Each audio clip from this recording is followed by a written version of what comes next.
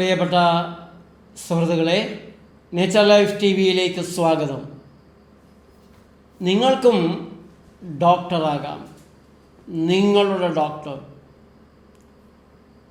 പ്രകൃതി രീതികളിലേക്ക് വന്നു കഴിഞ്ഞാലുള്ള മെച്ചം നിരവധിയാണ്. പ്രധാനപ്പെട്ട മെച്ചം നിങ്ങൾക്ക് നിങ്ങളുടെ ഡോക്ടറാകാം. നിങ്ങളുടെ ജീവിതം എങ്ങനെയാകണമെന്ന് വളരെ ബോധപൂർവം വിവേകപൂർവം ആലോചിച്ച് തീരുമാനിക്കാം. അത് പരിശീലിക്കാം. അത് നിങ്ങളുടെ ഇഷ്ടമനുസരിച്ചാണ്. നിങ്ങൾക്ക് എത്രത്തോളം സുഖം, ആനന്ദം, അനുഭൂതി ഈ ജീവിതത്തിൽ വേണമെന്നുണ്ട്. അതിൻ്റെ തലങ്ങൾ ഏതൊക്കെയാണ്? ഇപ്പോൾ നിങ്ങൾ അനുഭവിച്ചു കൊണ്ടിരിക്കുന്ന ആ അവസ്ഥയാണോ നിങ്ങൾക്ക് സാധ്യമാകുന്ന പരമാവധി ആനന്ദ അനുഭൂതി നിറഞ്ഞ നിമിഷങ്ങൾ? അതോ അല്പം ചില ജീവിത ക്രമീകരണങ്ങളിലൂടെ നിങ്ങൾക്കതിനെ വളർത്തി വലുതാക്കി ശതഗുണീഭവിപ്പിച്ച് എടുക്കാൻ സാധിക്കുമോ? അത്തരം പരീക്ഷണങ്ങൾ പല നിലകളിലാണ് നമ്മുടെ നാട്ടിലെ മനുഷ്യർ ചെയ്യുന്നത്. ചിലർ പ്രാർത്ഥനകൾക്ക് ആരാധനാലയങ്ങളിൽ പോകുന്നു. അതിനുമപ്പുറത്തേക്ക് ധ്യാന കേന്ദ്രങ്ങളിൽ പോകുന്നു. പലതരം ധ്യാനങ്ങളുണ്ട്. ഒച്ചയും ബഹളവും കൂട്ടി പാട്ടുപാടി സകലതും മറക്കുന്ന ധ്യാനങ്ങളുണ്ട്. നിശബ്ദമായി തന്നിലേക്ക് തന്നെ തൻ്റെ ആഴങ്ങളിലേക്ക് മുങ്ങാങ്കുളിയിട്ട് അങ്ങനെയുള്ള ധ്യാനങ്ങളുണ്ട്. വേറെ ചിലർ ഷോപ്പിംഗ് മാളുകളിലേക്ക് പോകുന്നു. അവിടെയും ധ്യാനം തന്നെയാണ് നടക്കുന്നത്. പക്ഷേ അതാവട്ടെ അലോപ്പതി ആശുപത്രിയിൽ ചികിത്സയ്ക്ക് പോകുന്നത് പോലെ താൽക്കാലികമായ ഒരു സുഖത്തിൻ്റെ തോന്നലും പിന്നീട് കൂടുതൽ ദുരിതങ്ങളും വരുന്ന തരത്തിലുള്ള, തേടുന്നത് അനുഭൂതി തന്നെയാണ്, ആനന്ദം തന്നെയാണ്, ആഹ്ലാദം, സന്തോഷമാണ് എല്ലാവരും തിരയുന്നത്. പക്ഷേ അത് യഥാർത്ഥത്തിൽ നിങ്ങൾക്ക് ലഭിക്കുന്ന സന്തോഷം യഥാർത്ഥത്തിലുള്ളതാണോ? അത് വളരെ ചെലവേറിയതാണോ? ആ ചിലവിന് വേണ്ടി നിങ്ങളുടെ ജീവിതത്തെ ദുരിതത്തിലാക്കുന്നതാണോ? ഒടുവിൽ നിങ്ങൾക്ക് കയറെടുക്കേണ്ടതായി വരുന്ന ഗതികേടിലേക്ക് കൊണ്ടുപോയി തള്ളിയിടുമോ? കഴിഞ്ഞ വോട്ടിൻ്റെ ദിവസം ഞാൻ വൈപ്പിനിൽ പോയി. എൻ്റെ വോട്ട് ഇളങ്ങുന്നപ്പുഴ സ്കൂളിലായിരുന്നു. 9-ാം തീയതി ആലപ്പുഴ കൈനകരി നേച്ചർ ലൈഫ് ഹോസ്പിറ്റലിലെ ദിവസമാണ്. പക്ഷേ വോട്ട് ചെയ്ത് അവിടെ എത്തുക സാധ്യമല്ല. അതുകൊണ്ട് കൈനകരിയിലെ ക്ലാസ്സും കൺസൾട്ടേഷനും ഉച്ചയ്ക്ക് ശേഷം 2 മണിക്കാക്കി. രാവിലെ ഏതാണ്ട് ഒരു 9 മണിയോടെ വോട്ടിംഗ് ബൂത്തിലെത്തി. പെട്ടെന്ന് തന്നെ വോട്ട് ചെയ്ത് ആലപ്പുഴയ്ക്ക് പോകണം എന്നതായിരുന്നു പരിപാടി. പക്ഷേ നടന്നില്ല. വോട്ട് ചെയ്യാൻ ചെന്നപ്പോൾ ഏറെക്കാലമായി പരിചയമുള്ള, ഏറെക്കാലമായി കാണാൻ കഴിയാതിരുന്ന നിരവധി ആളുകൾ അവിടെ നിന്നും ഇവിടെ നിന്നുമൊക്കെ വന്നു, വിളിച്ചു, വിശേഷങ്ങൾ പറഞ്ഞു. അങ്ങനെ ഉദ്ദേശിച്ചതിനേക്കാൾ വൈകിയാണ് പുറപ്പെടാൻ സാധിച്ചത്. അപ്പോൾ അതിനിടയിൽ പലരും പറയുന്നത് അടുത്ത ദിവസങ്ങളിൽ ഞങ്ങൾക്ക് പരിചയമുള്ള, എനിക്കും കൂടെ പരിചയമുള്ള ചിലരുടെ മരണ വാർത്തകളും ദുരിത വാർത്തകളുമാണ്. അതിലൊരാൾ പറഞ്ഞത് ഒരു സ്ത്രീ ആത്മഹത്യ ചെയ്തു. എനിക്ക് നന്നായിട്ടറിയാവുന്ന വീട്, നന്നായിട്ടറിയാവുന്ന സ്ത്രീ പ്രേമവിവാഹം കഴിച്ചു. ഏതാണ്ട് മാലിപ്പുറത്തിനടുത്ത് തന്നെയുള്ള സ്ഥലത്തെ ചെറുപ്പക്കാരനെയാണ് വിവാഹം കഴിച്ചത്. ആ സമയത്തൊക്കെ അവൻ നാട്ടിൽ അറിയപ്പെടുന്ന ഒരു തെമ്മാടിയാണ്. പക്ഷെ എന്ത് ചെയ്യാൻ പറ്റും? നല്ലൊരു പെൺകുട്ടി, നല്ലൊരു കുടുംബം. ആ പെൺകുട്ടിക്ക് എങ്ങനെയാണ് ഇവരോട് പ്രേമം വന്നതെന്ന് നാട്ടുകാർ മുഴുവൻ മൂക്കത്ത് വിരൽ വയ്ക്കുകയായിരുന്നു. പക്ഷേ ആരെന്ത് പറഞ്ഞിട്ട് എന്താണ് കാര്യം? പെൺകുട്ടി ചാടിപ്പോയി, കല്യാണം നടന്നു, രജിസ്റ്റർ ഓഫീസിൽ കല്യാണം നടന്നു. ഏറെ താമസിയാതെ തെമ്മാടി തനിത്തമ്മാടിയായി, മദ്യത്തമ്മാടിയായി. ഏതായാലും അവരങ്ങനെ അങ്ങനെ അങ്ങനെ എങ്ങനെയൊക്കെയോ മുന്നോട്ട് പോയി. കുട്ടികൾ 2ആയി. ഒരു ദിവസം, ഈ കഴിഞ്ഞ ദിവസങ്ങളിൽ ആ പെൺകുട്ടി ആത്മഹത്യ ചെയ്തു. ആത്മഹത്യ ചെയ്തതിനെക്കുറിച്ച് ചോദിച്ചപ്പോൾ കടം, എവിടെ നിന്നെല്ലാം കാശ് മേടിക്കാൻ കഴിയുമോ അവിടെ നിന്നെല്ലാം കടം വാങ്ങി വലിയ വീടൊക്കെ വെച്ചു, വലിയ പ്രതാപത്തിൽ ജീവിച്ചു പോന്നു. പക്ഷെ ഒടുവിൽ ഒരു മുഴം കയറിൽ ജീവിതം അവസാനിപ്പിക്കേണ്ടതായി വന്നു. ആനന്ദം തേടിയതാണ്, സന്തോഷം തേടിയതാണ്, നല്ലതാകുമെന്ന് കരുതി ചെയ്തതാണ് എല്ലാം. ഇങ്ങനെയൊരവസ്ഥയിലേക്ക് കൊണ്ടുപോയി വീഴ്ത്തുമെന്നറിഞ്ഞിരുന്നെങ്കിൽ അങ്ങനെ വലിയ വീടുണ്ടാക്കുമായിരുന്നില്ല, അങ്ങനെ വലിയൊരു കടവും വാങ്ങി ആർഭാട ജീവിതം നടത്തുമായിരുന്നില്ല. എങ്ങനെയെങ്കിലുമൊക്കെ മേക്കപ്പ് ചെയ്യാം, ശരിയാക്കാമെന്ന് കരുതും. അപ്പോഴേക്ക് ഓരോരോ ദുരിതങ്ങൾ കയറി വരും. ഒരാശുപത്രി ചിലവ് ഭയങ്കരമായിട്ട് വേണ്ടി വരും. ഇപ്പോൾ തിരിച്ചടവ് മുടങ്ങുക മാത്രമല്ല, കുറേ കൂടെ കടം മേടിക്കേണ്ടതായി വരും.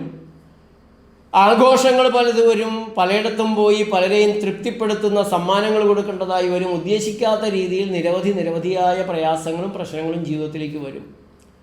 വരുമാനം കണ്ടറിഞ്ഞ് അതിൻ്റെ കീഴെ നിന്ന് ജീവിച്ചില്ല എങ്കിൽ, വരുമാനത്തിനപ്പുറത്തേക്ക് നാളത്തെ സമ്പാദ്യത്തെ മനസ്സിൽ കണ്ടുകൊണ്ട് ജീവിക്കുന്നവരെല്ലാം ഇതുപോലുള്ള ഗതികേടിലാകും. ഇപ്പോൾ പലതരത്തിലുള്ള ധ്യാനങ്ങളുണ്ട്, ചിന്തകളുണ്ട്, ആശയങ്ങളുണ്ട്, ജീവിത തലങ്ങളുണ്ട്, ജീവിത ശൈലിയുണ്ട്. അതിൽ ശരീരത്തിൻ്റെ തൃഷ്ണകളെ, പ്രാപഞ്ചികമായ തൃഷ്ണകളെ, പ്രലോഭനങ്ങളെ സന്തോഷമായും സംതൃപ്തിയായും കണ്ട് അതിൻ്റെ പുറകെ പായുന്നവർ മരീചികയ്ക്ക് പിന്നാലെയാണ്. പായുന്തോറും അതകന്നകന്ന് പോയിക്കൊണ്ടിരിക്കും. ഇപ്പം കിട്ടുമെന്ന് കരുതി നമ്മളങ്ങ് നീങ്ങി ചെല്ലും, നമ്മളെയും കൊണ്ട് അതങ്ങ് പോകും. അപ്പോൾ ആരോഗ്യത്തിൻ്റെ വിഷയത്തിലും ഇത് തന്നെയാണ്. പ്രത്യേകിച്ച്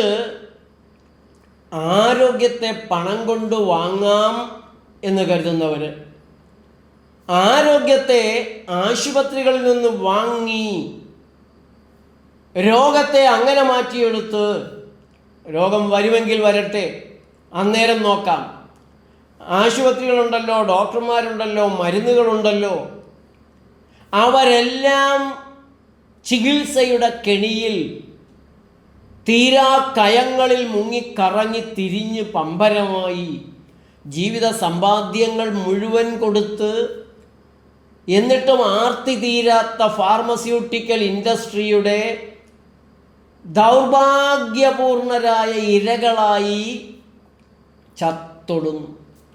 അവരുടെ തടവ് മുറികളിൽ, ആധുനിക ജയിലുകളിൽ, ആധുനിക ജയിലാണ് ICU. അമേരിക്കയുടെ ഗോട്ടിമാല ഭയങ്കരമായ പീഡന കേന്ദ്രങ്ങളെക്കുറിച്ച് കേട്ടിട്ടുണ്ട്. വിദേശ രാജ്യങ്ങളിൽ കൂലി കൊടുത്ത് ജയിലുകൾ ഉണ്ടാക്കിയിട്ടിരിക്കുകയാണ്. അവിടെ അമേരിക്കയ്ക്ക് ഏറ്റവും വെറുപ്പുള്ളവരെ ഏൽപ്പിച്ചു കൊടുത്താൽ ഭൂമിയിൽ ചിന്തിക്കാൻ കഴിയാത്ത തരം പീഡനങ്ങൾ അനുഭവിപ്പിച്ച്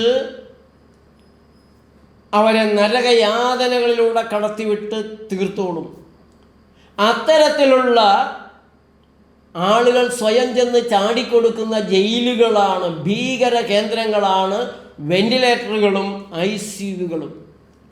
അപ്പോൾ അതിനൊക്കെ ഇങ്ങനെ പൂർണ്ണമായിട്ടും നിഷേധിക്കാമോ?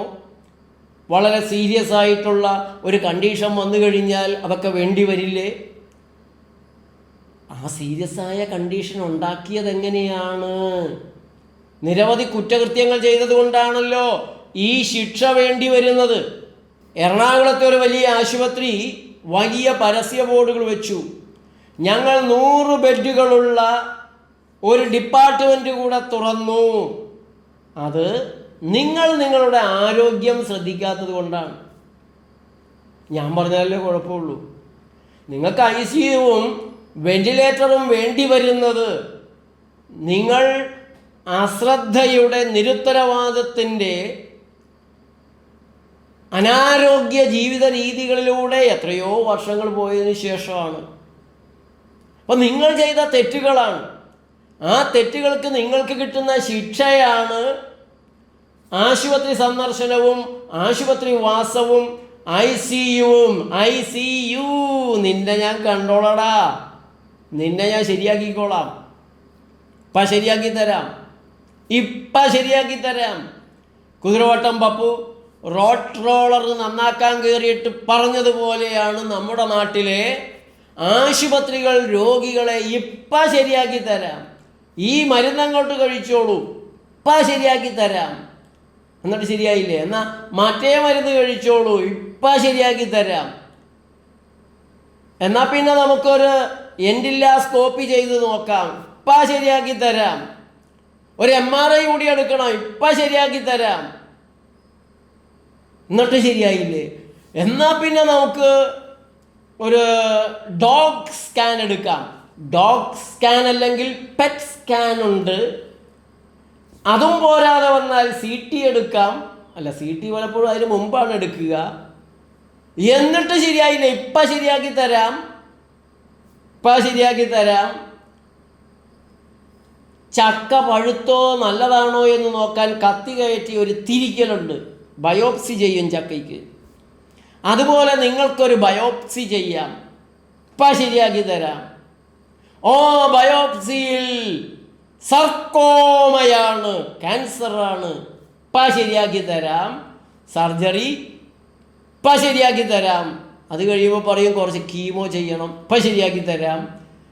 അപ്പോൾ പറയും റേഡിയേഷൻ കൂടെ ചെയ്യണം, ഇപ്പം ശരിയാക്കി തരാം. പിന്നെ എല്ലാ മാസവും നിങ്ങൾ ചെക്കപ്പിന് വരണം, ഇപ്പം ശരിയാക്കി തരാം. ചെക്കപ്പ് ചെയ്ത് 6 മാസം കഴിയുമ്പോൾ അല്ലെങ്കിൽ 2 കൊല്ലത്തിനുള്ളിൽ സെക്കൻഡറി വന്നിരിക്കുമെന്ന് അവർക്കറിയാം. കാരണമൊന്നും മാറ്റണില്ലല്ലോ, കണ്ടതല്ലേ മാന്തിപ്പറിക്കുന്നുള്ളൂ, കരിക്കുന്നുള്ളൂ. എന്തുകൊണ്ടൊരു ശരീരത്തിന് ക്യാൻസർ ഉണ്ടാകുന്നു?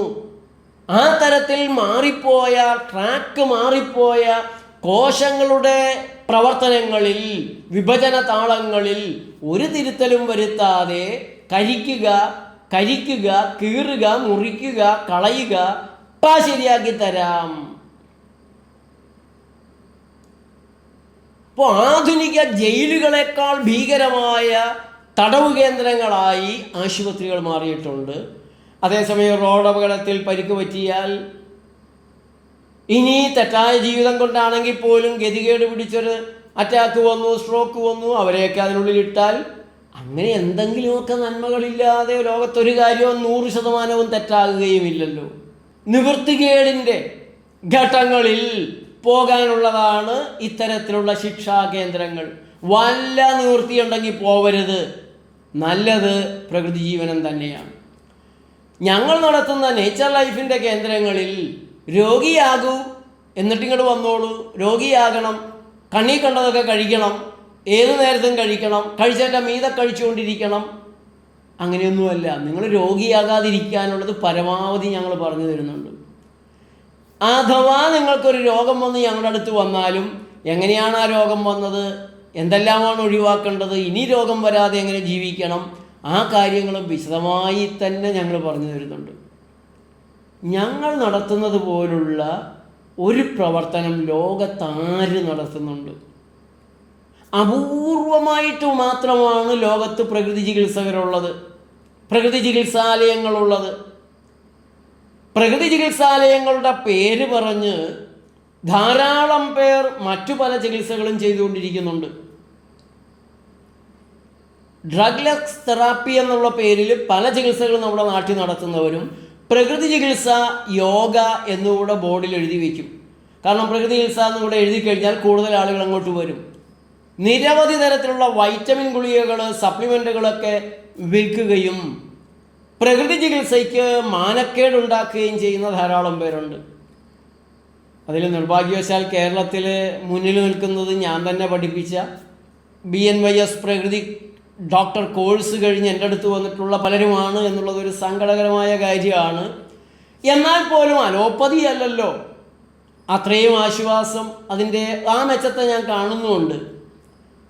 ഏതായാലും അങ്ങനെയുള്ള സ്ഥലങ്ങളിലെല്ലാം പോയിട്ടും ആരോഗ്യം ശരിയാവാത്തവർ, രോഗം മാറാത്തവർ, ഞാൻ പ്രകൃതിയും ചെയ്തു നോക്കി എന്നിട്ടും മാറിയില്ല എന്ന് നിരാശപ്പെടാതെ ശരിയായ പ്രകൃതിയുടെ പരിലാളനത്തിന് നേച്ചർ ലൈഫിലേക്ക് ഒന്ന് വന്നിട്ട് മാത്രമേ നിരാശപ്പെടാവൂ എന്ന് ഞാൻ പ്രത്യേകം പറയും. ഈ കഴിഞ്ഞ ദിവസം എൻ്റെ അടുത്ത് ഒരു സ്ത്രീ വന്നു. എനിക്കവരെ മനസ്സിലായില്ല. സാറേ, ഞാൻ 2001 സാറിൻ്റെ ആലുവയിലുള്ള നേച്ചർ ലൈഫിൽ വന്നതാണ്. എനിക്ക് വളരെ സന്തോഷമായി. അവരുടെ പേര് പറഞ്ഞു, ജാനകി. എന്നിട്ട് ഇത്രയും കാലം തന്നെ കണ്ടില്ലല്ലോ സാറേ. എനിക്ക് പിന്നെ അസുഖമൊന്നും വന്നിട്ടില്ല സാറേ. ഞാൻ വളരെ കഠിനമായ ആസ്തമ കൊണ്ടാണ് അന്ന് വന്നത്. അത് മാറിക്കിട്ടി. പിന്നെ സാറ് പറയണ പോലെ കാര്യങ്ങൾ ചെയ്താണ് ഞാൻ ജീവിക്കുന്നത്. എൻ്റെ വീട്ടിലും എൻ്റെ അസുഖം മാറിയപ്പോൾ വീട്ടുകാർക്കെല്ലാം വലിയ വിശ്വാസമായി. കാരണം എന്നെയും കൊണ്ട് പോകാത്ത ആശുപത്രികളൊന്നും ഇല്ല സാറേ. എല്ലാ ചികിത്സയും ചെയ്തിരുന്നു. ഹൈദരാബാദിൽ പോയി മീൻ വിഴുങ്ങി എല്ലാം ചെയ്തതാണ് സാറേ. ഇപ്പോൾ എല്ലാവർക്കും വിശ്വാസമായി. അവർ സാറിൻ്റെ ക്ലാസ്സൊക്കെ വന്ന് കേട്ട് ഇപ്പോൾ എൻ്റെ വീട്ടിലും ആർക്കും അങ്ങനെ ഒരു രോഗമൊന്നുമില്ല സാറേ. ഞാൻ പറഞ്ഞു, അതാണ് എൻ്റെ കഷ്ടം, എൻ്റെ ഒരു സങ്കടം. നിങ്ങളൊന്ന് ആലോചിച്ച് നോക്ക്, ഞാനെങ്ങനെ ജീവിക്കും? എൻ്റെ അടുത്ത് വരുന്നവരൊക്കെ രോഗവും മാറി, 90-99% രോഗങ്ങൾ മാറി, മേലിൽ രോഗം വരാതെ അങ്ങനെ ജീവിക്കുമ്പോൾ ഞാനെങ്ങനെ ജീവിക്കും? ഇടയ്ക്കിടയ്ക്ക് നിങ്ങൾ എന്തെങ്കിലുമൊക്കെ തെറ്റിച്ച് ഇങ്ങോട്ട് രോഗം പിടിച്ച് ഇങ്ങോട്ട് വന്നാലല്ലേ എനിക്കെന്തെങ്കിലും കിട്ടുകയുള്ളൂ. ചിരിച്ചു. ഞാനത് എപ്പോഴും തമാശ പറയാറുണ്ട്. പക്ഷേ ഞാൻ എങ്ങനെയായാലും ഞാൻ തുറന്നു തന്നെ പറയും. എനിക്ക് സത്യം പറയാതിരിക്കാൻ പറ്റുകയില്ല. നിങ്ങളുടെ മുഖത്ത് നോക്കി നേര് പറയാതിരിക്കാൻ പറ്റില്ല. നിങ്ങൾ നാളെ രോഗിയായോ വീണ്ടും വീണ്ടും വന്നോട്ടെ എന്ന് കരുതി സത്യം പറയാതിരിക്കാൻ എനിക്ക് പറ്റത്തില്ല. പക്ഷേ എനിക്ക് നിങ്ങളിൽ ഉത്തമമായ ഒരു വിശ്വാസമുണ്ട്. ആ വിശ്വാസമാണ് എന്നെ രക്ഷിച്ച് മുന്നോട്ട് കൊണ്ടുപോകുന്നത്. ഞാൻ എത്ര കണ്ട് സത്യം പറഞ്ഞാലും, രോഗകാരണങ്ങൾ പഠിപ്പിച്ചാലും, രോഗം മാറ്റിവിട്ട് ഇതുപോലെ തുടരണമെന്ന് പറഞ്ഞാലും നിങ്ങളതൊന്നും ചെയ്യത്തില്ല. നിങ്ങൾ തെറ്റിക്കും. നിങ്ങൾക്ക് കൊതിയാണ് ബാക്കിയുള്ളവരെ സന്തോഷിപ്പിക്കാൻ, അവരോടൊപ്പം അവർ തിന്നുന്നതൊക്കെ തിന്നണം, കുടിക്കണമെന്നാണ്. നിങ്ങൾ ലോലമനസ്കരാണ് എന്നാണ് നിങ്ങൾ പറയുക. നിങ്ങൾക്ക് വഷള് തീറ്റ തിന്നാൻ വേണ്ടി നിങ്ങൾ പറയുന്നതാണ്. മനുഷ്യനല്ലേ, കൊതിയില്ലേ സാറേ? എനിക്കുണ്ട് കൊതി, ഞാനും മനുഷ്യനാണ്. ആദ്യമൊക്കെ ഞാനും തെറ്റിച്ചിട്ടുണ്ട്, എനിക്കത് മനസ്സിലാകും. അപ്പോൾ എനിക്ക് നിങ്ങളുടെ വിശ്വാസമാണ്. അതുകൊണ്ട് ഞാൻ തുറന്നു പറയും. പക്ഷെ നിങ്ങളത് ചെയ്യത്തില്ല, നിങ്ങൾ തെറ്റിക്കും, നിങ്ങൾ രോഗിയാകും, വീണ്ടും വരും. പക്ഷേ വരാത്തവരും ധാരാളമുണ്ട്. ശ്രീ ബുദ്ധദേവൻ പറഞ്ഞു, എനിക്ക് ലോകത്തെ പഠിപ്പിക്കാനുള്ള കാര്യങ്ങൾ ജനങ്ങൾക്ക് പക്ഷേ സ്വീകരിക്കാൻ വളരെ പ്രയാസമുള്ള കാര്യങ്ങളാണ്. കാരണം അവ വളരെ ലളിതങ്ങളാണ്. അതുതന്നെയാണ് എൻ്റെയും അവസ്ഥ. പ്രകൃതി ജീവനത്തിൻ്റെ തത്വങ്ങളെല്ലാം വളരെ ലളിതങ്ങളാണ്. കാറ്റുപോലെ സദാ വീശിക്കൊണ്ടിരിക്കുന്നത്, പുഴ പോലെ ഒഴുകിക്കൊണ്ടിരിക്കുന്നത്, വെയിൽ പോലെ പ്രപഞ്ചം മുഴുവൻ ലഭിക്കുന്നത്, നിലാവ് പോലെ സുന്ദരമായത്, മനോഹരമായത്, ചേതോഹരമായത്. അത് മനസ്സിലാക്കാനും അതിനെ സ്വീകരിക്കാനും അതിലൂടെ മുന്നോട്ട് പോകാനും അസാധാരണമായ ജന്മസുകൃതം വേണം, ഭാഗ്യം വേണം. ദുരിതം സഹിക്കാൻ വിധിയുള്ള ജന്മങ്ങൾക്ക് എങ്ങനെ പ്രകൃതിയിലേക്ക് വരാൻ പറ്റും? തീരുമാനമെടുക്കാത്ത മനുഷ്യ ജീവിതങ്ങളാണ് നമ്മുടെ മുന്നിൽ കൂടുതലും. എന്താണ് ഈ ജീവിതത്തിൽ വേണ്ടത് എന്നവർക്കറിയില്ല. കണ്ടിടത്തേക്കൊക്കെ പരക്കം പായുകയാണ്. ആര് വിളിച്ചാലും, എവിടെ വിളിച്ചാലും, എവിടെ പരസ്യം കണ്ടാലും ഇങ്ങോട്ടൊക്കെ ഓടിക്കൊണ്ടേയിരിക്കുകയാണ്. സന്തോഷം എവിടെ കിട്ടും, സുഖം എവിടെ കിട്ടും, ആനന്ദം എവിടെ കിട്ടും, ഒരിടത്തുനിന്നും കിട്ടണമില്ല. ഒടുവിൽ കയറും എടുക്കേണ്ടതായിട്ട് വരും. അപ്പോൾ പ്രകൃതി ജീവനത്തിലേക്ക് ഞാൻ ഇപ്പോൾ അമ്പലമുകളിൽ, എറണാകുളം അമ്പലമുകളിലുള്ള ജമീല 25 കൊല്ലങ്ങൾക്ക് മുമ്പ് നേച്ചർ ലൈഫിൽ എൻ്റെ ചികിത്സയ്ക്ക് വന്നതാണ്. ഇപ്പോൾ അവർ ആലുവ ഏലൂക്കരയുള്ള നേച്ചർ ലൈഫിൽ വീണ്ടും വന്നിട്ടുണ്ട്. ഈ 25 കൊല്ലത്തിനുള്ളിൽ ജമീല പ്രകൃതി ജീവന കേന്ദ്രത്തിലേക്ക് വന്നിട്ടുള്ളത് 2 പ്രാവശ്യം മാത്രമാണ്. റോഡപകടമൊക്കെ ഉണ്ടായി, അങ്ങനെയുള്ള പ്രയാസങ്ങൾ വെച്ചിട്ട്. ജമീലയെപ്പോലെ കഠിനമായ ആസ്തമയുണ്ടായിരുന്ന അപൂർവ രോഗികളെ മാത്രമേ ഞാൻ കണ്ടിട്ടുള്ളൂ. ഒരുവിധമുള്ള ആസ്തമക്കാരെല്ലാം വന്നു കഴിഞ്ഞാൽ ഒരാഴ്ച, 2 ആഴ്ച, 1 മാസത്തിനുള്ളിൽ സുഖപ്പെടും. ജമീലയുടെ ആസ്തമ വളരെ പ്രയാസപ്പെട്ടാണ് മാറ്റിയെടുക്കാൻ സാധിച്ചത്. വളരെ പാടുപെട്ടാണ് അവരും സഹിക്കേണ്ടതായി വന്നു. അല്ലെങ്കിലും അവർ സഹിച്ചുകൊണ്ടിരുന്നതാണ്. പക്ഷേ ഞങ്ങളുടെ കൺമുമ്പിലും അവർ വളരെയേറെ സഹിച്ചു. കൃത്യമായിട്ട് അവർ ചെയ്തു. കാരണം അവരുടെ മുന്നിൽ മറ്റു വഴികളൊന്നും ഉണ്ടായിരുന്നില്ല. അവസാനത്തെ ഒരു ആശ്രയം എന്ന നിലയ്ക്കായിരുന്നു. ഈ 25 കൊല്ലവും ഈ റോഡപകടത്തിൽ കാലിനൊരു പരിക്ക് പറ്റുന്നത് വരെ ജമീല പുലി പോലെ ഓടി നടക്കുകയായിരുന്നു. ഒരു കുഴപ്പമുണ്ടായിട്ടില്ല. ഇടയ്ക്ക് ഞാൻ പറഞ്ഞല്ലോ 2 പ്രാവശ്യം വന്നു. ഒന്ന് ഈ ആക്സിഡൻറ്റിൻ്റെതാണ്. ഇപ്പോൾ വന്നിട്ടുള്ളതും ആക്സിഡൻറ്റിനെ തുടർന്നുള്ള കാലിൻ്റെ പ്രയാസങ്ങൾക്ക് വേണ്ടി തന്നെയാണ്. 1 പ്രാവശ്യം വന്നത് എന്തിനാണെന്ന് ഞാൻ പെട്ടെന്ന് ഓർക്കുന്നില്ല. എന്നാൽ കാര്യമായിട്ടൊരു കുഴപ്പമുണ്ടായിട്ടില്ല. എങ്ങനെയായാലും ജീവിതം മുഴുവൻ ആസ്തമയുടെ ദുരിതം സഹിച്ച ജമീല 25 കൊല്ലമായി ആസ്തമയുടെ ദുരിതമില്ല, മറ്റൊരു രോഗവും വരാതെ ജീവിച്ചു എന്ന് പറയുമ്പോൾ പ്രകൃതി ചികിത്സ ശാസ്ത്രീയമല്ല. പ്രകൃതി ചികിത്സ കൊണ്ട് രോഗം മാറുമെന്ന് ഉറപ്പ്. തെളിവെന്താണ്? തെളിവ് ലാബിലെ തെളിവല്ലല്ലോ മനുഷ്യരെ, വരുന്ന രോഗികളുടെ തെളിവല്ലേ നിങ്ങൾ നോക്കേണ്ടത്. ഞാൻ എത്രയോ പ്രാവശ്യം ഈ ചോദ്യം ചെയ്യുന്ന അവിശ്വാസികൾക്ക് ഉത്തരമായി കൊടുത്തിട്ടുണ്ട്. നിങ്ങൾ വന്ന് നേച്ചർ ലൈഫിൽ കിടക്കുന്ന രോഗികളായിട്ടൊന്ന് സംസാരിക്കുക. അവർ പോകുമ്പോൾ അവരുടെ നമ്പറൊക്കെ ഒന്ന് വാങ്ങിച്ചെടുക്കുക. ഇടയ്ക്കിടയ്ക്കൊന്ന് വിളിച്ച് നോക്ക്, നിങ്ങൾക്ക് എങ്ങനെയുണ്ട്, ചിട്ട തെറ്റാതെ ചെയ്യുന്നുണ്ടോ, ഗുണമുണ്ടോ, ചിട്ട തെറ്റിയപ്പോൾ വീണ്ടും കുഴപ്പം വരുന്നുണ്ടോ. ഞാൻ പറയുന്നത് സത്യമാണെങ്കിൽ ചിട്ട തെറ്റിയാൽ രോഗം വരാനുള്ള സാധ്യത അവിടെ തന്നെ ഉണ്ട്. അങ്ങനെ ഒരു പഠനം നിങ്ങൾ നടത്തുകയാണെങ്കിൽ നേച്ചർ ലൈഫിലേക്ക് വന്ന് അസുഖം മാറി ആ അസുഖത്തിൻ്റെ മാറ്റം ഉറച്ചു കഴിയുന്നത് വരെ ഒരു 3 മാസം എങ്കിലും ചിട്ടകൾ വീട്ടിൽ തുടരുന്ന ആളുകൾക്ക്, അത് വലിയ ചിട്ടയൊന്നുമില്ല, രാത്രി പഴങ്ങൾ മാത്രം കഴിക്കണം, അരമണിക്കൂർ വെയിൽ കൊള്ളണം, പഠിപ്പിച്ച യോഗ കാര്യങ്ങൾ ഇത്രയൊക്കെ ഉള്ളൂ. പക്ഷെ പഴയ ഭക്ഷണം എടുത്ത് കഴിക്കരുത്, വറുത്തതും മൊരിച്ചതും അങ്ങനെയുള്ള ചിട്ടകൾ ഒരു 3 മാസം, ചിലർക്ക് 6 മാസം, ക്യാൻസർ രോഗികളാണെങ്കിൽ 1-2 കൊല്ലം. ഞങ്ങൾ പറയുന്ന ചിട്ടകൾ കൃത്യമായി ചെയ്യുന്ന ആളുകൾക്ക് വലിയൊരു വ്യത്യാസമാണ്, വലിയ മാറ്റമാണ് ഉണ്ടാകുന്നത്. അവരുടെ ശീലങ്ങൾ മാറി, ശീലം മാറുക പ്രയാസമാണ്. അവരുടെ രുചിമുകുളങ്ങൾ മാറി, അവരുടെ ബോഡി സിർക്കാഡിയൻ റിഥം നേരെയായി, അല്ലെങ്കിൽ മാറ്റം വന്ന് അങ്ങനെയെല്ലാം മാറ്റം അവർക്ക് ഉറച്ചു കിട്ടിയിട്ടുണ്ടാകും. പിന്നീട് അവർ തെറ്റിച്ചാൽ പ്രകൃതി ജീവനത്തിലേക്ക് വരുന്നതിൽ പലർക്കുമുള്ള ഒരു തടസ്സം, പ്രകൃതി ചികിത്സ എന്ന് പറഞ്ഞാൽ പച്ചക്കറിയാണെന്ന് എല്ലാവർക്കും അറിയാം, പഴങ്ങളാണെന്നും അറിയാം. പ്രമേഹ രോഗികൾക്ക് പോലും പഴങ്ങളാണ് പ്രകൃതി ജീവനത്തിൽ ഞങ്ങൾ നൽകുന്നത്. ഷുഗർ കുറയുന്നുണ്ടെന്നറിയാം, BP കുറയുന്നുണ്ടെന്നറിയാം, MA ബേബി പറഞ്ഞിട്ടുണ്ട്, ഡോക്ടർ VS വിജയൻ പറഞ്ഞിട്ടുണ്ട്, സ്വാമി അഗ്നിവേശ് പറഞ്ഞിട്ടുണ്ട്, ഇപ്പോഴിതാ തുഷാർ ഗാന്ധി പറയുന്നു. തുഷാർ ഗാന്ധി 2 ആഴ്ചയായി ആലപ്പുഴ കൈനകരിയിലെ പ്രകൃതി ജീവനാലയത്തിലുണ്ട്.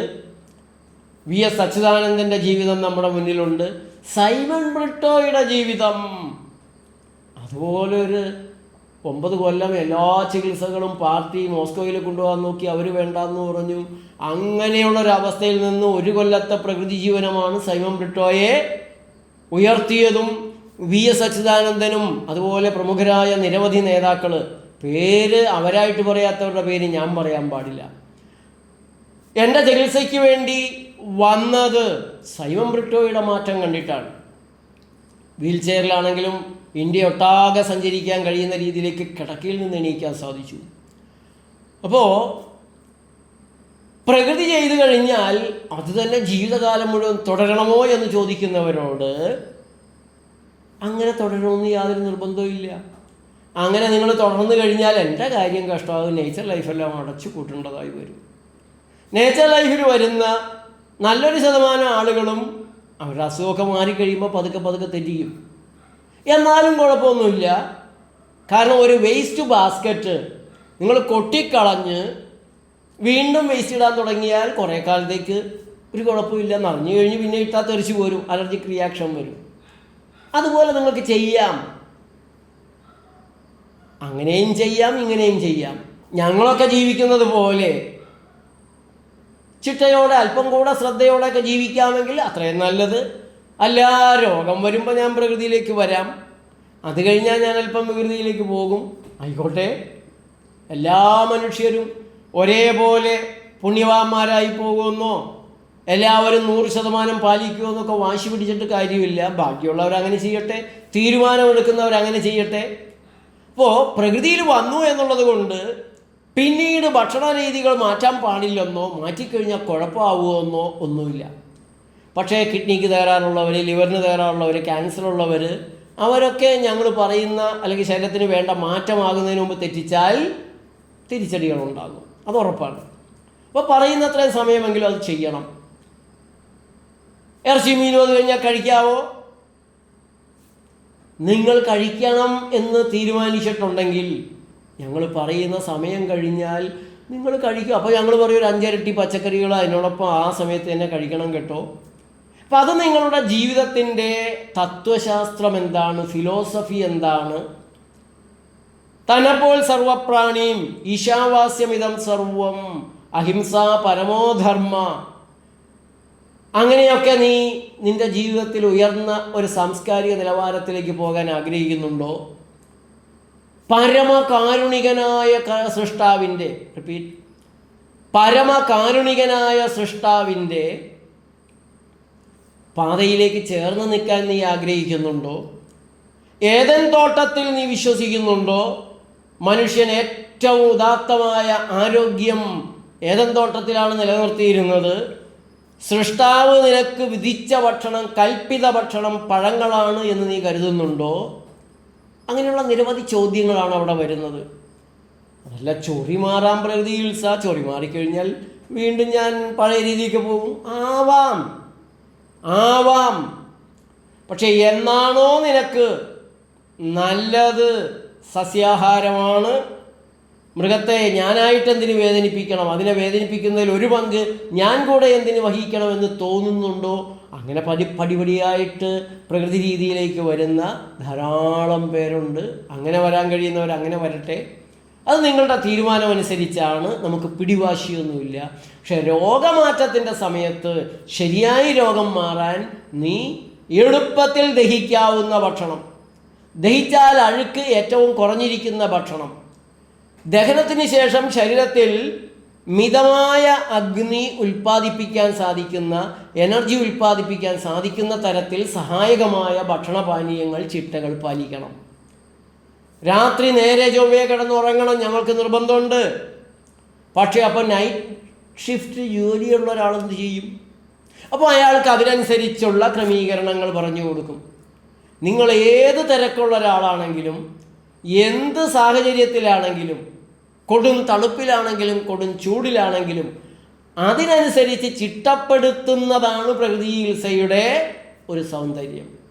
അതേപോലെ തന്നെ പ്രകൃതി ചികിത്സയെക്കുറിച്ചുള്ള നിരവധി ആശങ്കകൾ കൊണ്ടാണ് രോഗം മാറാത്തിടത്ത് പോയി ആളുകൾ തിരക്ക് കൂട്ടി തമ്മിലിടിച്ച് കിടന്ന് ദ്രവിച്ച് മരവിച്ച് പണം ചെലവാക്കി കൂടുതൽ രോഗങ്ങളുണ്ടാക്കി രോഗദുരിതങ്ങളുടെ യാതനകളുടെ കയത്തിൽ കിടന്ന് കറങ്ങുന്നത്.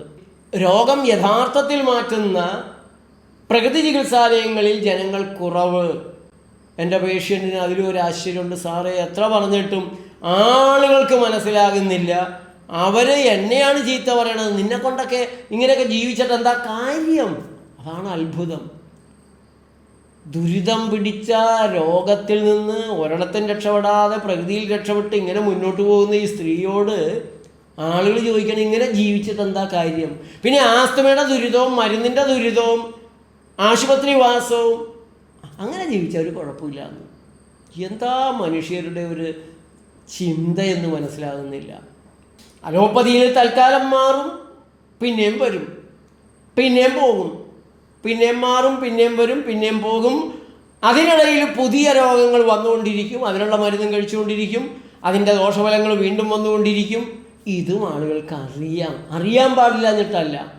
പക്ഷേ സമൂഹം അംഗീകരിച്ചിട്ടുള്ള, സർക്കാർ അംഗീകരിച്ചിട്ടുള്ള ആർഭാടങ്ങളുള്ള, പൊങ്ങച്ചങ്ങളുള്ള, ജാടകളുള്ള സ്ഥലത്തേക്ക് ആളുകൾക്കൊരു താല്പര്യം കൂടുതലാണ്, അങ്ങോട്ട് പോകും. പലരുടെയും കാര്യത്തിൽ അവരുടെ വീട്ടിലുള്ള കാരണവന്മാർ, അച്ഛനും അമ്മയും അമ്മൂമ്മനെയും അപ്പൂപ്പനും ഒക്കെ ഈ വഴിക്ക് പോയി ദുരിതത്തിലാകുന്നത് കണ്ടുകൊണ്ടിരിക്കുമ്പോഴാണ് മക്കൾ വീണ്ടും ഈ ഡോക്ടർമാരുടെ പുറകെ തന്നെ മരുന്ന് കഴിക്കാൻ പോകുന്നത്. കണ്ടാലും കൊണ്ടാലും പഠിക്കാത്ത മനുഷ്യരെ എന്ത് ചെയ്യാനാകും? അലോപ്പതി ആശുപത്രികളിൽ പോയി ആരോഗ്യ സംരക്ഷണം നടത്തിക്കൊണ്ടിരിക്കുന്ന, ഓരോരോ രോഗത്തിൻ്റെയും മരുന്നുകൾ കഴിച്ചുകൊണ്ടിരിക്കുന്ന ആളുകൾക്കെല്ലാം ആരോഗ്യ അനിശ്ചിതാവസ്ഥയാണ്. എപ്പോൾ വേണമെങ്കിലും എന്തും സംഭവിക്കാം, എപ്പോൾ വേണമെങ്കിലും സ്ട്രോക്ക് വരാം. ആസ്പിരിൻ കഴിച്ചുകൊണ്ടിരിക്കുന്നുണ്ട്, BP മരുന്ന് കഴിക്കുന്നുണ്ട്, എപ്പോൾ വേണമെങ്കിലും അറ്റാക്കും വരാം. പേടിയിലാണ് അവരുടെ ജീവിതം. മരുന്ന് രക്ഷിക്കുമെന്നുള്ള വിശ്വാസമാണ്, അന്ധവിശ്വാസമാണ് അവർക്കുള്ളത്. 3 മാസം കൂടുമ്പോഴും 6 മാസം കൂടുമ്പോഴും അവർ ഓൾ ബോഡി ചെക്കപ്പ് നടത്തുന്നു. വലിയൊരു തട്ടിപ്പാണത്. ആഴ്ചയിൽ ഷുഗർ ടെസ്റ്റ് ചെയ്യുന്നവർ, ദിവസവും ഷുഗർ ടെസ്റ്റ് ചെയ്യുന്നവർ, മരുന്ന് കഴിച്ചിട്ടും ഇൻസുലിൻ എടുത്തിട്ടും ഷുഗർ 250 300 നിൽക്കുന്നവർ, എന്നിട്ടും അത് തന്നെ തുടർന്നുകൊണ്ടിരിക്കുന്ന ആളുകൾ. എന്താണ് മനുഷ്യരെക്കുറിച്ച് പറയുക? മനുഷ്യരായാൽ അല്പമെങ്കിലും വിവേകം വേണ്ടേ?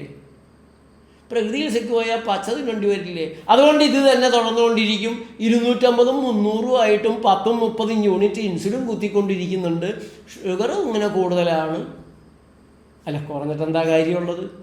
പാങ്ക്രിയാസ് മോശമായതുകൊണ്ട്, ഇൻസുലിൻ മര്യാദക്ക് വരാത്തത് കൊണ്ട് ഷുഗർ കൂടി നിൽക്കുന്നു. മരുന്ന് കൊണ്ട് ഷുഗർ കുറയ്ക്കുക കലാപരിപാടി ചെയ്തുകൊണ്ടിരിക്കുന്നത് വേറൊരു വിഡ്ഢിത്തം.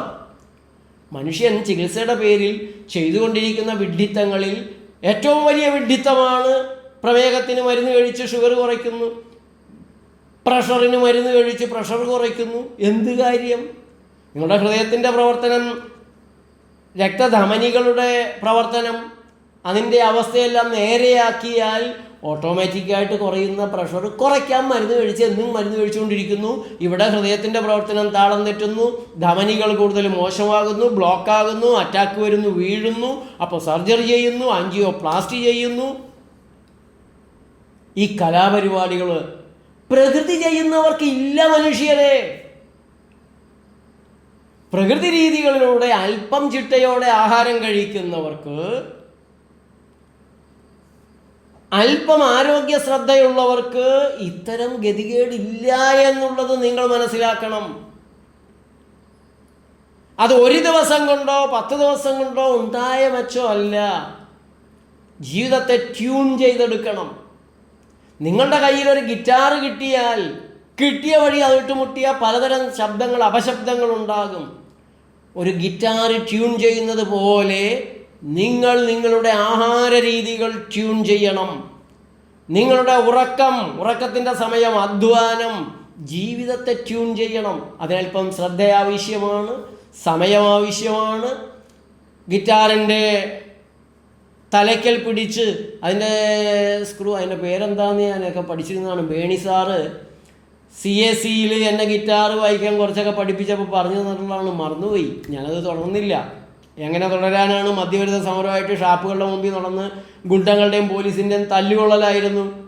മന്മഥൻ സാറിൻ്റെ കൂടെ ഉണ്ടായിരുന്ന 20 കൊല്ലം എൻ്റെ തൊഴിൽ. അതൊന്ന് മുറുക്കണം. അങ്ങനെ ചില ചിട്ടകൾ ചെയ്താലേ ഗിറ്റാർ ട്യൂൺ ചെയ്തെടുക്കാൻ സാധിക്കുകയുള്ളൂ. അതുപോലെ നിങ്ങളുടെ ജീവിതവും ട്യൂൺ ചെയ്തെടുക്കാൻ നിങ്ങൾക്ക് സാധിക്കണം. അങ്ങനെ ട്യൂൺ ചെയ്ത് കൊണ്ട് നടന്നാൽ ഇടയ്ക്കിടയ്ക്ക് ഗ്യാസ് ട്രബിളിനും അസിഡിറ്റിക്കും ജലദോഷത്തിനും പനിക്കുമൊക്കെ മരുന്ന് കഴിച്ച് കരൾ പോയി, കിഡ്നി പോയി, പ്രമേഹം പിടിച്ചു, പ്രഷർ കൂടി, ഹാർട്ടിന് തകരാറ് വന്നു, കൊളസ്ട്രോൾ കൂടി, ട്രൈഗ്ലിസറൈഡ്സ് കൂടി, അങ്ങനെയൊക്കെ മരുന്ന് കഴിച്ച് പിന്നെ ഗതികേടായിട്ട് സ്ട്രിങ്ങൊക്കെ പൊട്ടിപ്പോകുന്ന, സ്ട്രോക്ക് വരുന്ന, ക്യാൻസർ വരുന്ന ഗതികേടുകൾ ഉണ്ടാവില്ല. പിന്നെ തടയാൻ പറ്റാത്ത കാര്യങ്ങളുണ്ട്.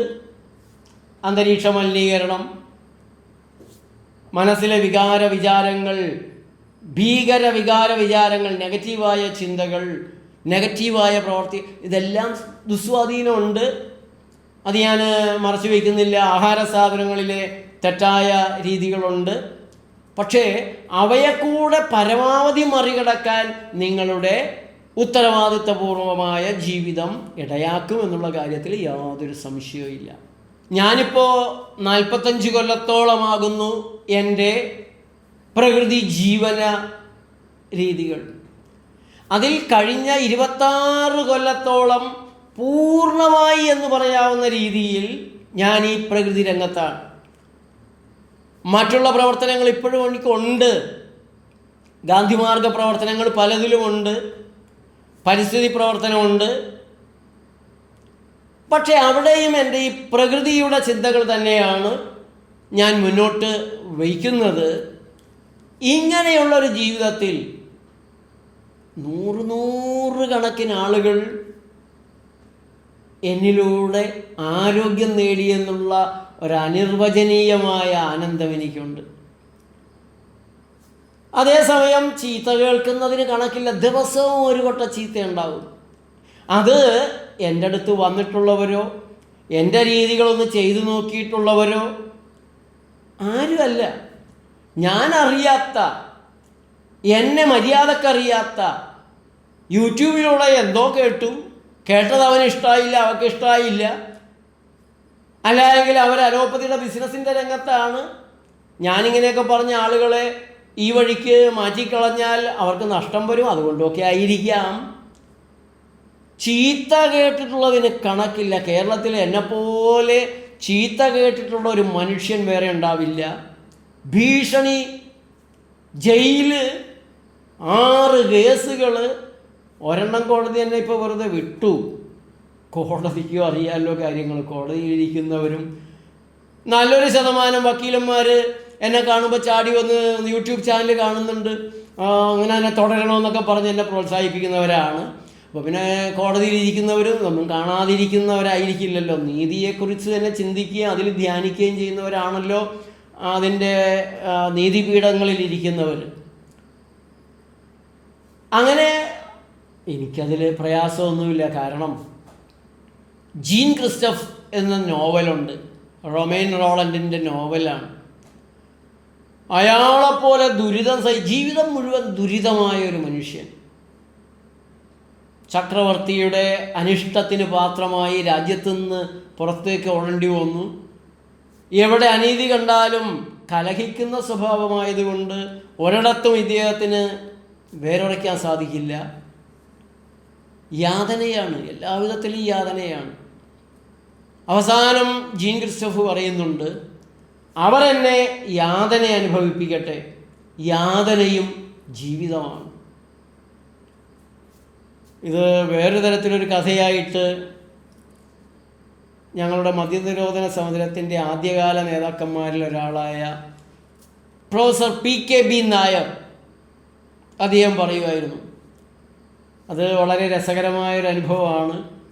Professor MP Manmathan, professor G Kumarapilla, professor PKB Nair, AV Koshy, Thrikkodithanam Gopinathan Nair, KPK Pisharody, KCM Methar, justice PK Shamsuddin, ഇങ്ങനെയുള്ള മഹാരഥന്മാർക്കൊപ്പം എത്രയോ ദിവസങ്ങൾ അവരുടെയൊക്കെ കൊച്ചു സേവകനായിട്ടാണ് ഞാൻ എൻ്റെ സാമൂഹ്യ പ്രവർത്തന ജോലികൾ കോളേജിലേക്ക് ചേർന്ന സമയം തുടങ്ങി തന്നെ ചെയ്തു വന്നത്. അപ്പോൾ PKB സാറ് രസകരമായ കഥകൾ പലതും പറയും. അപ്പോൾ പറഞ്ഞു, കൊട്ടി ജനിച്ചപ്പോൾ അച്ഛനും അമ്മാവന്മാരും ഒക്കെ കൂടെ ജ്യോത്സ്യരുടെ അടുത്ത് ചെന്നു ജാതകം തയ്യാറാക്കാൻ. ജാതകമൊക്കെ ഗണിച്ച് ജ്യോത്സ്യരുടെ മുഖം ആകെ മാറി. അത് കണ്ടപ്പോൾ അച്ഛന് വേവലാതിയായി. എന്താ ജ്യോത്സ്യരെ, കുഴപ്പം വല്ലതും ഉണ്ടോ? കുഴപ്പമേ ഉള്ളൂ. ഒരു 40 വയസ്സ് വരെ രോഗപീഠകൾ ദുരിതമാ. അലച്ചിൽ, വിദേശവാസം. അക്കാലത്ത് വിദേശവാസം എന്ന് പറഞ്ഞാൽ ഭയങ്കര ഒരു ശിക്ഷയാണ്. ഇപ്പോഴല്ലേ വിദേശത്തേക്ക് പോകാൻ ആളുകൾ ഇങ്ങനെ ഇടിച്ച് കയറിപ്പോണത്. അവിടെ ചെന്നാലും ദുരിതമാണ്. 40 വയസ്സ് വരെ മഹാമോശമാ ജാതകം. അപ്പോൾ കുട്ടിയുടെ അമ്മാവനൊരു പ്രതീക്ഷയോടെ ചോദിച്ചു, അപ്പോൾ ജ്യോത്സ്യരെ 40 വയസ്സ് കഴിഞ്ഞാലോ? അപ്പോൾ ജ്യോത്സ്യർ പറഞ്ഞു, അപ്പോൾ പിന്നെ അതൊക്കെ ഒരു ശീലമായിക്കോളും. ഇതുപോലെയാണ് രോഗദുരിതങ്ങളുടെ യാതനകൾ നുകരുന്നവരുടെ കാര്യം. അതൊക്കെ ഒരു ശീലമാണ്. ആ ശീലത്തിലൂടെ അവരങ്ങനെ ദുരിതം സഹിച്ച് ദുരിതമാണ് ജീവിതം എന്ന് കരുതി പോയിക്കോളും. അതേസമയം യാതനയും ജീവിതമാണ് എന്ന രീതിയിൽ യാതനകളെ നേരിടുന്നവരും. ഇപ്പോൾ എനിക്ക് ജയിലിൽ പിടിച്ചിട്ടതോ കേസിന് കോടതിയിൽ ഇങ്ങനെ പോകേണ്ടി വരുന്നതോ അതൊക്കെ ഒരു രസമാണ്. രസകരമായ അനുഭവങ്ങളാണ്. ഞാൻ ജയിലിൽ പോയതിൻ്റെ കഥകൾ പലരോടും പറഞ്ഞിട്ടുണ്ട്. പല സദസ്സുകളിലും ഞാൻ പറയാറുണ്ട്. ഓരോ കള്ളന്മാരും കക്കാൻ കയറുന്നത് എങ്ങനെ, പോലീസിനെ പറ്റിക്കുന്നത് എങ്ങനെ, കട്ടെടുത്ത സ്വർണം മുഴുവൻ സ്വർണ്ണക്കടകളിൽ കൊടുത്ത് കാശ് വാങ്ങി ബാപ്പാൻ്റെ ഉമ്മാടെയും പേരിൽ ബാങ്കിലിട്ട് പോലീസുകാർ പിടിക്കുമ്പോൾ ആ കടയിൽ കൊടുത്തു സാറേ, ഈ കടയിൽ കൊടുത്തു സാറേ, ഇവിടെ കൊടുത്തു സാറേ, അവിടെ കൊടുത്തു സാറേ. പോലീസുകാർ കയറി അതൊക്കെ എടുത്തോളും. നമുക്കെന്താ കുഴപ്പം? 1.5 കൊല്ലം ജയിലിൽ പോയി കിടന്നാൽ എന്താ, തിരിച്ചു വന്ന് രാജാവായിട്ട് ജീവിച്ചൂടെ? മട്ടാഞ്ചേരി ജയിലിൽ കിടക്കുമ്പോൾ പൂളാൻ ഷെരീഫാണ് എന്നോടിത് പറഞ്ഞത്. അങ്ങനെ എത്ര ഞാൻ കൂടുതൽ പറയണില്ല. കൂടുതൽ പറഞ്ഞു കഴിഞ്ഞാൽ നിങ്ങൾക്കൊന്ന് ജയിലിൽ പോകാനുള്ള ഒരു ആഗ്രഹമൊക്കെ മനസ്സിൽ വരും. നമ്മുടെ നാട്ടിൽ ജയിലുകൾ അത്രയൊന്നും ഇല്ലയെന്ന് നിങ്ങൾക്കറിയാമല്ലോ. അതുകൊണ്ട് ഞാൻ കൂടുതൽ അതിലേക്ക് പറയുന്നില്ല. അപ്പോൾ ഈ 10-26 കൊല്ലത്തെ പൂർണ്ണമായ പ്രകൃതി ജീവിതത്തിൻ്റെ സമർപ്പണത്തിലും 100 ആളുകൾ കടന്നുപോയിട്ടുണ്ട്. അതിൽ അങ്ങേയറ്റത്തെ അപകടാവസ്ഥയിലുള്ള ധാരാളം പേര് വന്നിട്ടുണ്ട്. അതെല്ലാവരെയും രക്ഷിക്കാനൊന്നും സാധിക്കുകയില്ല. ശരീരത്തിന് അതിനുള്ള കഴിവ് ബാക്കിയുണ്ടെങ്കിലല്ലേ മുന്നോട്ട് പോകാൻ പറ്റുള്ളൂ. മണ്ണെണ്ണ തീർന്നു പോയ വിളക്ക് എന്ത് ചെയ്ത് കത്തിച്ച് നിലനിർത്താൻ സാധിക്കും? അതൊഴിച്ചാൽ ബാക്കിയുള്ള ആളുകളിൽ അലോപ്പതി ചികിത്സ ചെയ്യുന്നവരിൽ കാണുന്ന രോഗപീഠകളും ദുരിതമരണവും കാണുന്നില്ല. അത് ശ്രദ്ധേയമായൊരു കാര്യമാണ്. CC ജോസ് കുട്ടനെല്ലൂർ തൃശ്ശൂർ ജില്ലയിലെ ജനാരോഗ്യ പ്രസ്ഥാനത്തിൻ്റെ പ്രസിഡൻ്റാണ്. Retired PWD എൻജിനീയറാണ്. അദ്ദേഹം തിരുവല്ലയിലെ ഞങ്ങളുടെ ആഗസ്റ്റ് ഉപവാസത്തിന്, ആഗസ്റ്റ് 6 തുടങ്ങി 9 വരെ Hiroshima day to Nagasaki day, nature life 4 ദിവസത്തെ മൗന ഉപവാസം നടത്തുന്നുണ്ട്. 10-16 കൊല്ലമായി. അപ്പോൾ തിരുവല്ലയിൽ വെച്ചത് നടന്നപ്പോൾ CC ജോസ് വന്നു. എൻ്റെ ചെവി പറഞ്ഞു, സാറേ, നമ്മുടെ ആളുകൾക്ക് മാത്രം പ്രായമാകുന്നില്ല. ഓരോരുത്തരെയും 10 കൊല്ലം മുമ്പ് കണ്ടതുപോലെ തന്നെ ഇപ്പോഴും ഇരിപ്പുണ്ട്. ഇതെത്രയോ പേര് ഇതുപോലെ പറഞ്ഞിട്ടുണ്ട്. പ്രകൃതി രീതികൾ ചെയ്തു പോരുന്ന ആളുകളിൽ വളരെ അപൂർവമായിട്ട് മാത്രമേ അവർക്ക് വീണ്ടും നേച്ചർ ലൈഫിലേക്കൊന്ന് വരേണ്ടതായി വരുന്നുള്ളൂ. ക്ലാസ്സുകൾക്ക് വരും.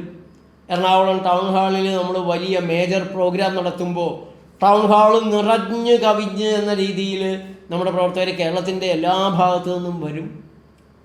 സന്തോഷം പങ്കുവയ്ക്കും. വഴിയിൽ കാണുമ്പോഴും ഇപ്പോൾ പലരും അവരുടെ മക്കളുടെ കല്യാണം വളരെ വർഷങ്ങൾക്ക് മുമ്പ് നമ്മുടെ ചികിത്സ കഴിഞ്ഞു പോയതാണ്. അവരുടെ മക്കളുടെ കല്യാണം, വീട്ടിലുള്ള പ്രധാന ആഘോഷങ്ങൾ, അതിനെല്ലാം ക്ഷണിക്കും. കഴിയുന്നിടത്തൊക്കെ പോകും. പലരും ക്ലാസ്സുകൾ അവരുടെ റെസിഡൻസ് അസോസിയേഷനിൽ, പള്ളിയിൽ, ക്ലബിൽ, വായനശാലയിൽ എത്രയോ ക്ലാസ്സുകൾ അവർ മുൻകൈയെടുത്ത് സംഘടിപ്പിക്കുന്നു.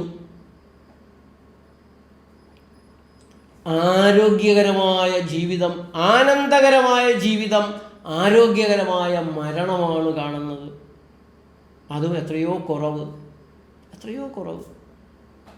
പ്രകൃതി ജീവനത്തിലൂടെ നിങ്ങൾ നേരെയാക്കുന്നത് നിങ്ങളുടെ ശരീരത്തിലെ ഓരോ കോശങ്ങളുടെയും പ്രവർത്തനമാണ്. നിങ്ങൾ കഴിക്കുന്ന തെറ്റായ ഭക്ഷണപാനീയങ്ങളും മരുന്നുകളും നശിപ്പിക്കുന്നത് കണ്ണിൽ കാണാൻ വയ്യാത്ത ഈ കോശങ്ങളെയാണ്, അതിലോലമായ കോശങ്ങളെയാണ്. ആ കോശങ്ങളെ നശിക്കാനിടയാകാതെ പരമാവധി ഊർജ്ജസ്വലതയോടെ പ്രവർത്തിക്കാവുന്ന രീതിയിലാക്കുകയാണ് പ്രകൃതി ജീവനത്തിലെ ചിട്ടകൾ. ഈ എൻഡ് റിസൾട്ട് എന്ന് നിങ്ങൾക്ക് മനസ്സിലാകുന്നോ അന്ന് നിങ്ങൾ പ്രകൃതി ജീവനം സ്വീകരിക്കുമെന്ന് ഉറപ്പാണ്.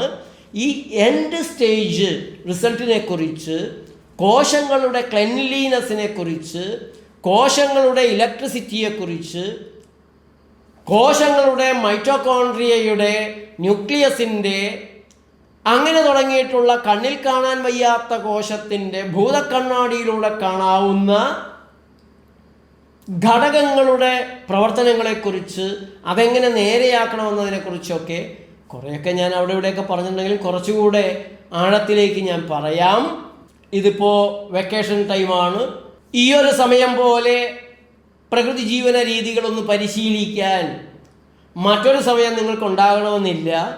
അതുകൊണ്ട് കഴിയുന്നതും നേച്ചർ ലൈഫിന് 7 കേന്ദ്രങ്ങളുണ്ടെന്ന് നിങ്ങൾക്കറിയാമല്ലോ. തിരുവനന്തപുരത്ത് കാട്ടാക്കടയ്ക്കും വെള്ളനാടിനും ഇടയ്ക്ക് നെടിയവിളയിൽ വിളപ്പിൽശാലയ്ക്കടുത്ത്, കായംകുളത്തിന് അടൂർ റോഡിൽ വെട്ടിക്കോട്, ആലപ്പുഴയിൽ കൈനകരി മുണ്ടക്കൽ പാലത്തിനടുത്ത്, എറണാകുളത്ത് ആലുവ പടിഞ്ഞാറെ കടുങ്ങല്ലൂരിനടുത്ത് ഏലുക്കരയിൽ, തൃശ്ശൂരിൽ 2 കേന്ദ്രങ്ങളുണ്ട്.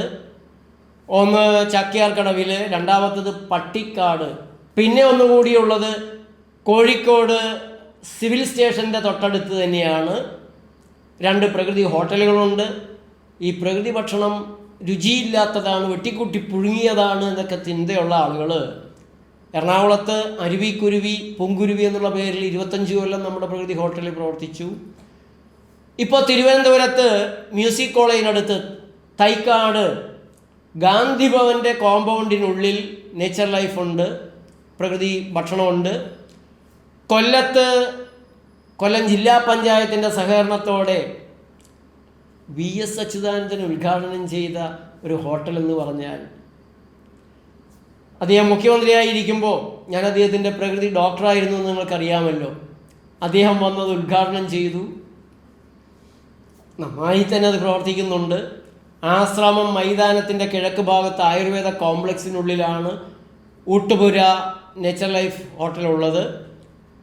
100ഓളം പ്രകൃതി ഉൽപ്പന്നങ്ങളുണ്ട്, 10-14 പ്രകൃതി പുസ്തകങ്ങളുണ്ട്. Nature life TV, healing foods TV, Gandhi peace TV, ഈ 3 TV ചാനലുകളുണ്ട്. നമ്മുടെ സുജീവിതം മാസിക നിലച്ചുപോയി. കോവിഡിൻ്റെ സമയം വന്നപ്പോൾ അങ്ങനെ നിന്നുപോയതാണ്. അത് വീണ്ടും തുടങ്ങണമെന്ന് നിരവധി ആളുകൾ ആവശ്യപ്പെടുന്നുണ്ട്. ഇപ്പോൾ എനിക്കും ഒരു ചിന്ത എങ്ങനെ വരുന്നുണ്ട്, വലിയൊരു സാമ്പത്തിക ബാധ്യതയായിരുന്നു. മാസിക പരസ്യങ്ങളില്ലാത്തൊരു മാസിക നടത്തി ആരെങ്കിലും രക്ഷപ്പെട്ടിട്ടുണ്ടോ?